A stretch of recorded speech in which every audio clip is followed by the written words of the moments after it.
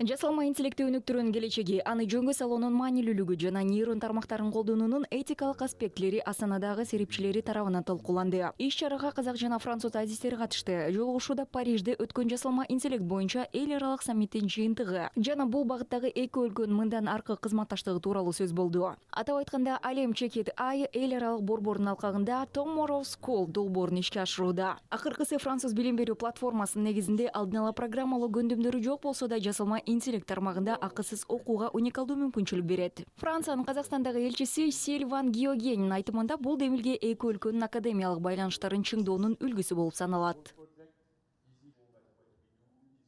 There is an interest by our companies to have access to Kazakhstani students which have a good academic level. Француз компаниялары академиялык деңгээли жогору болгон казакстандык студенттерге кызыгып жатышат. Кошумчалай кетсек, француз компаниялары Казакстанга инвестиция салуу мүмкүнчүлүгүн карап жатат. Анткени сиздерде мамлекеттик деңгээлде инвестициялык саясат бар жана жасалма интеллект улуттуу инвестицияны талап кылат. Казакстан өзүнүн илимий билим берүү базасы, өнөр жайы, ошондой эле Астананын тез өнүгүшү менен инвестиция үчүн тартымдуу өлкө болуп саналат. Academic basis, you have the industrial basis, and also Astana is very rapidly growing.